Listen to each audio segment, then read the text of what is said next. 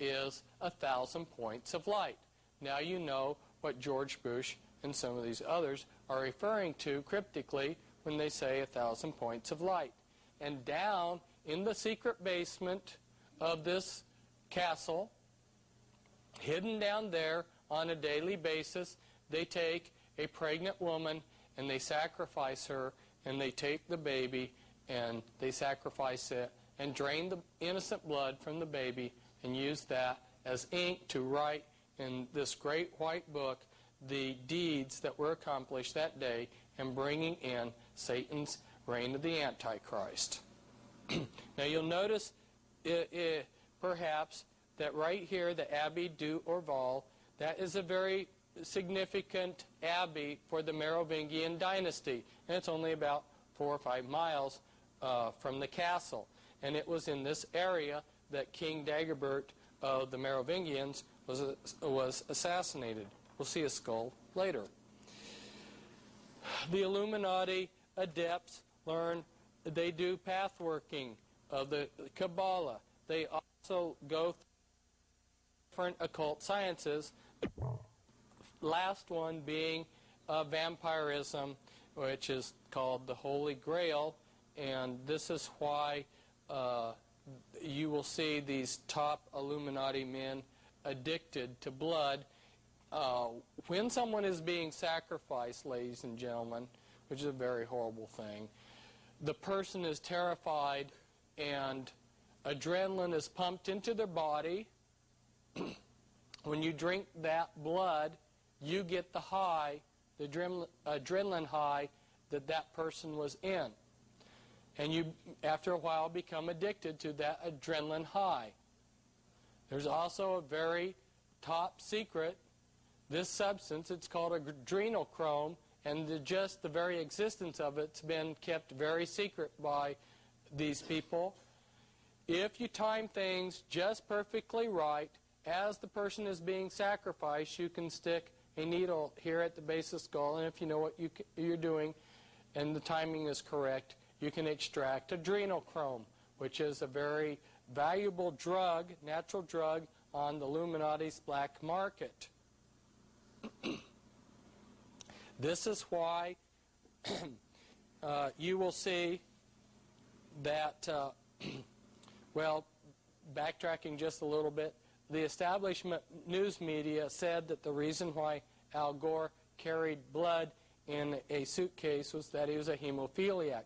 But the truth of the matter is that he's become addicted to blood. And now we're going to discuss very briefly with you. I can get my pen to point.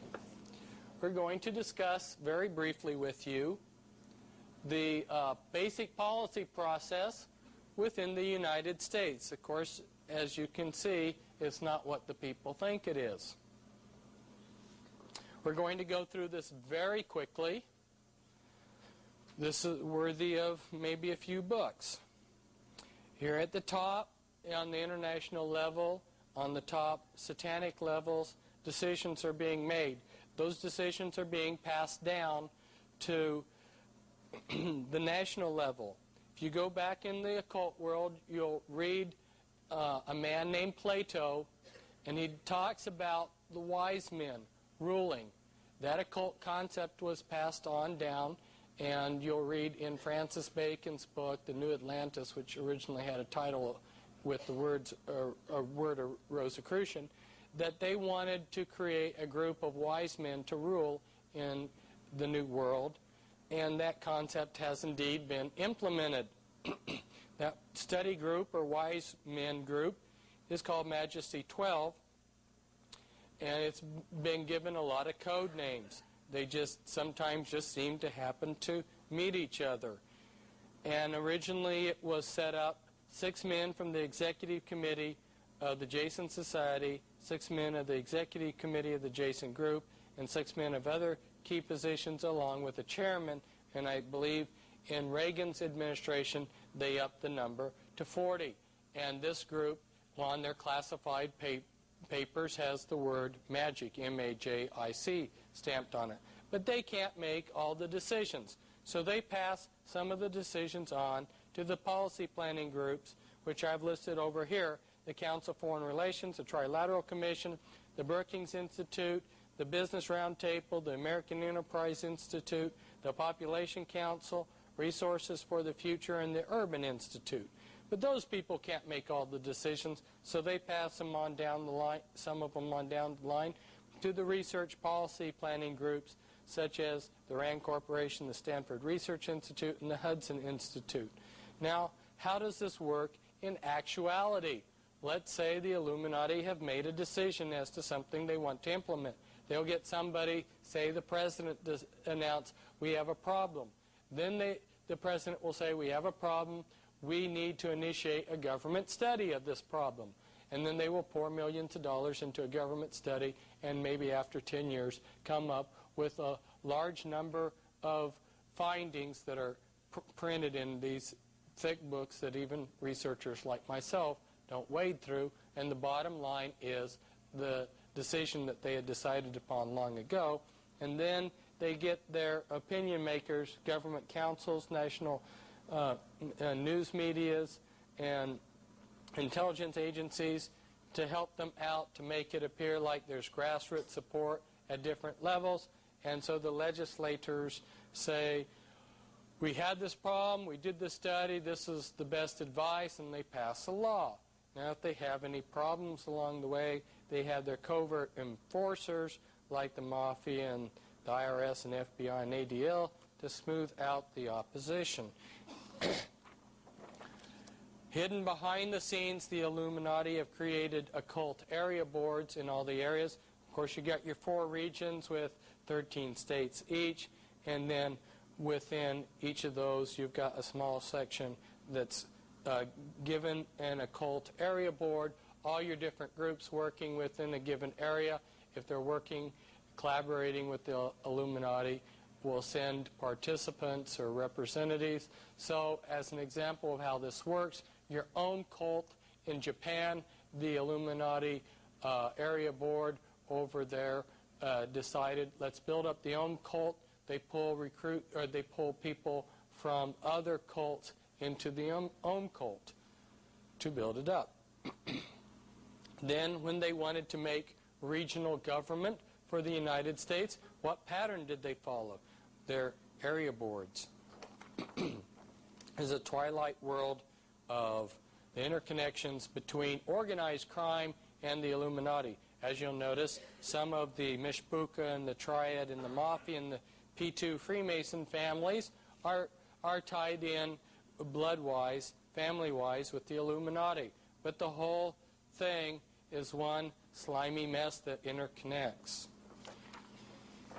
And this one I won't show, but it's just on the Illuminati control of healthcare. We don't have time to go into that.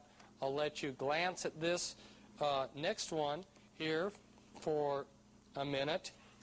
I knew I was going to be coming to the Midwest, and I knew that there were a lot of good farm people. And I have a monograph that explains this particular transparency in case you want more information. And you can get this through Prophecy Club.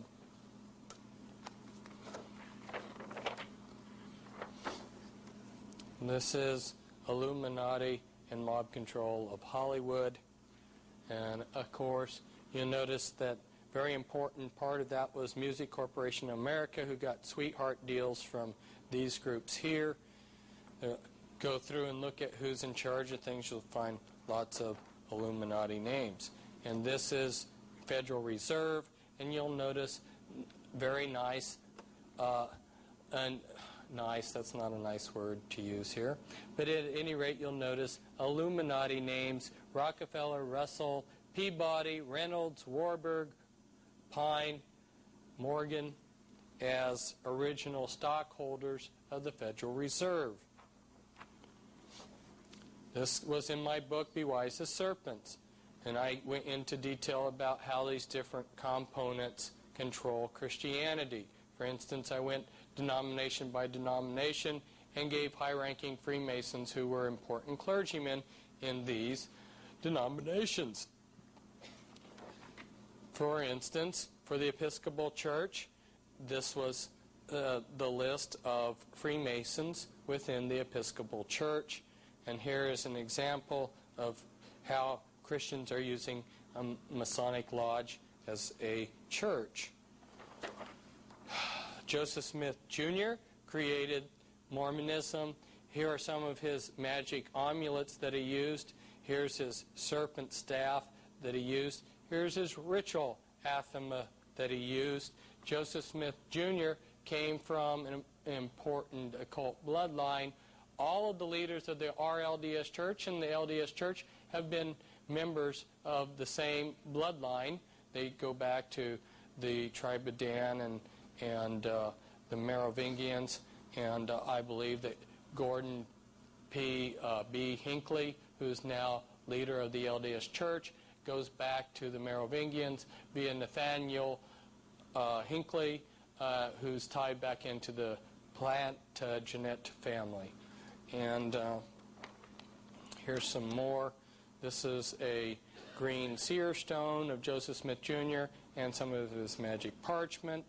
And his successor of the main group, Brigham Young, here is his Masonic pin, and that's Dayward's skull, and that was one of the leaders of the Merovingian Priory of Zion. Now, the man who started the Jehovah's Witnesses, Charles Taze Russell, was a Knights Templar Freemason, and as you can read here, Charles Taze Russell, ritually murdered by the Illuminati on Halloween, has his ashes protected below a pink granite pyramid made from the sacred Enchanted Rock Mountain at a sacred site 18 miles north of Fredericksburg, Texas. The pyramid is in a cemetery in what was Allegheny, Pennsylvania, now Pittsburgh, Pennsylvania. Real quickly, here are some actual members of the Illuminati from these various bloodlines. John Jacob Astor, for instance, within a matter of a few years, had a monopoly on the entire fur trade, and if you stop to think about it, the fur trade had been going on for centuries before he arrived. And here's some Illuminati from the DuPont family. The DuPonts are key people in the military-industrial complex. Every day, each one of us cannot escape using something made from chemical products that the DuPonts are involved with. They also have been major manufacturers of American gunpowder for our different wars. And this is the Freeman Illuminati family. Gaylord Freeman in charge of the Priory of Zion for a while, and he was advisor to 2 presidents. So was Roger A. Freeman, and here's one of the Freeman in the skull and bones.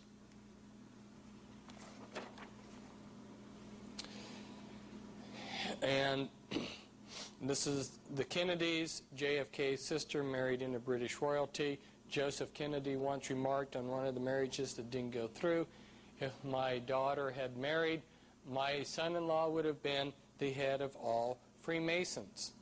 And here's JFK making his pilgrimage to the pyramids, just like Ulysses Grant made a pilgrimage to the pyramids, and so did Charles Taze Russell and many of the others. This is what we're going to discuss about in depth. This woman here, Marilyn Monroe, was the first presidential sex model slave that they allowed the public to see. I believe in these pictures here, we're watching her switch personalities. James Manfield, who was under mind control, she was one of JFK's girlfriends, and she's a member of LaVey's Church of Satan, and Sammy Davis Jr. was also under LaVey's control and member of a Church of Satan, and also a good friend of JFK. Here's Li Ka-shing, Illuminati billionaire in Hong Kong, who has quite a bit of things in Canada. And here is Winthrop Rockefeller. He supplied money to finance Clinton. He is reported to have the world's largest porn collection. And here's Guy de Rothschild, who in French we might say Guida, and I believe that this man is